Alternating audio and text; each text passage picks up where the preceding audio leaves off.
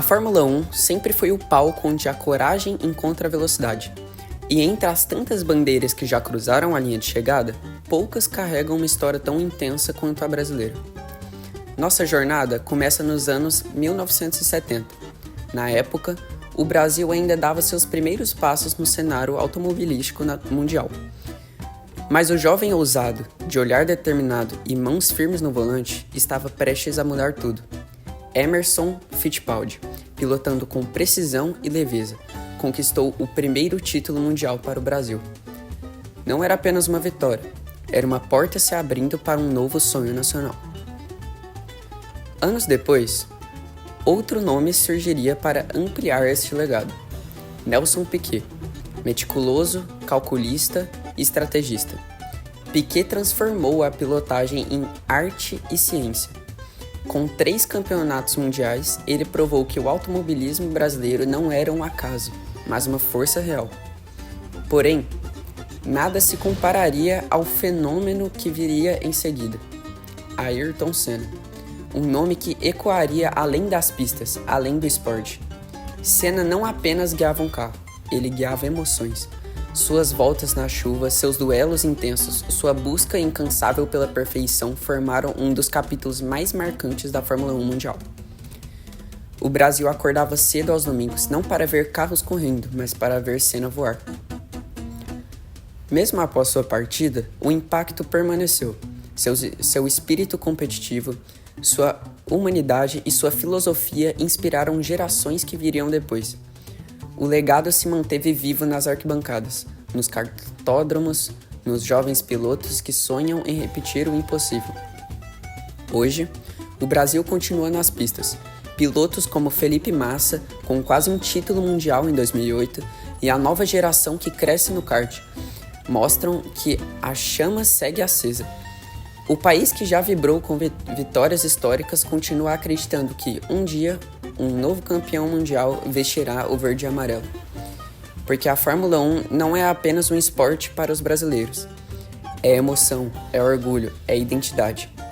É a certeza de que, enquanto existir velocidade, sempre haverá um brasileiro disposto a ir além do limite. Esta é a história de coragem, paixão e velocidade. Agora, eu passo a voz para o Guilherme Henrique com o nosso convidado Daniel Balsa. Primeiramente, muito obrigado, viu, por aceitar o convite. Podia explicar assim pra gente como é que surgiu, né, a sua paixão pela Fórmula 1 e... Assim, óbvio, o fato de passar na TV ajuda, né? Meu pai era um apaixonado por carro, então sempre manhã de domingo, treino e tudo mais, sempre acompanhando, e eu passei a acompanhar com ele, né? E aí, como a gente morava relativamente perto de Interlagos, e aqui em São Paulo, 10, 15 quilômetros é do lado, viu? É. Então a gente, 10, 15 quilômetros de Interlagos, a gente considerava morar perto de Interlagos. Então, muitos finais de semana a gente ia, né, ver tudo quanto era tipo de corrida. Na época tinha muita categoria de base e tudo mais, tinha muita coisa com acesso gratuito, você podia entrar com isopor, com lanche e tudo mais. Então, era um evento familiar. E aí uma coisa foi levando a outra, né? Então... me considero apaixonado por Fórmula 1, automobilismo como um todo, acho que muito por conta do incentivo do meu pai, né? Ah, entendi. Aí quando você começou a acompanhar, já tinha algum piloto brasileiro? Por exemplo, o Senna já estava correndo? Corria Ayrton Senna, tinha o Nelson Piquet, Roberto Pupo Moreno, Maurício Gugelmin. Daquela época, assim, eu lembro mais desse, mas vira e mexe aparecia o Rubinho veio depois, Cristian Fittipaldi. Aí a gente percebe que a idade chega que, assim, a gente viu o Rubinho na categoria de base em Interlagos e depois ir para correr na Fórmula 1. Ficando mais pelo lado do Senna, por que você acha que ele era assim? Você via um diferencial nele na época? Por que ele se destacava dos outros pilotos? O Senna era um cara muito voraz, né? Ele é talvez assim, um piloto da história da Fórmula 1 que melhor fazia uma volta. né? Tanto que o recorde de pole do Senna, nossa, mas demorou muito para ser quebrado, né? De todos os recordes dele, né? Numa época que se corria bem menos que hoje também, né? Em que os carros eram menos confiáveis, mas para uma volta o Senna é espetacular. Também gênio, não tem que falar, gênio das pistas, das corridas, mas eu colocaria assim, o Senna de pole e o Senna de corrida, um degrau abaixo, né? Que aí, digamos assim, era até um diferencial do Prost. O Prost, numa corrida, ele fazia 70 voltas iguaizinhas, né? Então, em umas ele ganhava do Senna, em outras ele perdia pro Senna, né? Dois gênios da pista, assim, que particularmente admiro muito. Mas o Senna tinha esse diferencial, para mim, de ser voraz. Eu acho que muitas vezes até pecava por ser voraz, sabe?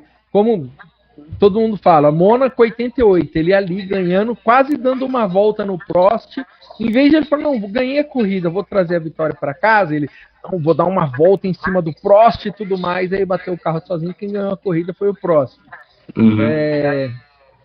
Mas eu acho que é um diferencial do Ayrton Senna, quando muitas das oportunidades, quando ele conseguia pegar essa voracidade dele e aplicar em todas as voltas da corrida, como a gente viu 2 vezes quando ele ganhou aqui em Interlagos, aquela corrida em Donington Park, sobretudo na chuva, assim, ó, quando começava a transmissão e via que estava com chuva, podia ter certeza que a vitória ia ser do Senna. Falando em Ayrton Senna e o Piquet, como é que você enxerga até hoje a relação dos dois, a rivalidade, como é que surgiu, né? Ó, eu vou dar até uma pitada histórica, assim, dentro de casa. O primeiro carro, meu pai, logo que eu era pequenininho, ele me deu como se fosse um tico-tico, assim, né, um pedalinho, que era um carro da Williams do Piquet, mas eu nunca torci, eu torci pra Ayrton Senna. Pro Senna, né? De pequenas coisas aconteceram. Assim, de onde veio essa rivalidade? Eu acho que primeiro vem de uma rivalidade das pistas. Claro. Não, o Senna vem depois do Nelson Piquet ser tricampeão. Aí o Senna é tricampeão.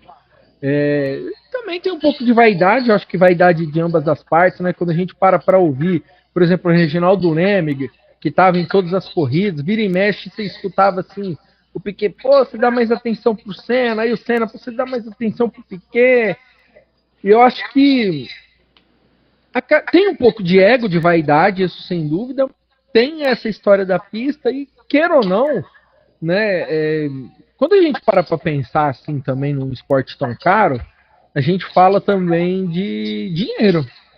Claro. Então eles estavam disputando muitas vezes, pode ser que direto ou indiretamente, não só a mesma vaga, mas os mesmos patrocinadores, né?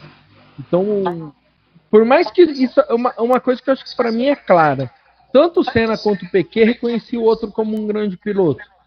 Mas, enfim, rivais, porque, digamos assim, disputava entre aspas e bem entre aspas, porque eles ficaram bem milionários, mas estavam ali disputando o mesmo prato de comida, né? Claro. E aí, junta com ego, vaidade e tudo mais, aí vem essa rivalidade entre os dois. Então é isso. Muito obrigado, viu, Daniel, pela conceder o tempo para a entrevista, viu? E boa corrida no domingo, boa cobertura aí em São Paulo, viu? Que dê tudo certo. E que nosso garoto Gabriel Bortoleto consiga pegar uma posição legal, viu? Vamos ver, né? Tomara que a corrida seja espetacular aí pra gente poder falar muito dela. O Brasil não apenas participou da Fórmula 1, ele dominou 3 campeões mundiais, 3 histórias que marcaram gerações, uma era dourada que jamais será esquecida. O Brasil escreveu seu nome na história da Fórmula 1 com coragem, talento e uma paixão poucas vezes vista no esporte. De Emerson Fittipaldi, abrindo caminho para tudo que viria, a Nelson Piquet, elevando o nível com genialidade e ousadia, até Ayrton Senna transformar cada corrida em um espetáculo de intensidade e emoção. Cada um deles deixou uma marca impossível de apagar. Essa era dourada não é apenas lembrada, ela é celebrada, reverenciada e mantida viva como parte fundamental da identidade esportiva do Brasil. uma herança que segue inspirando e que jamais perderá o brilho. Esta é a história de coragem, paixão e velocidade. Esta é a Fórmula 1 brasileira.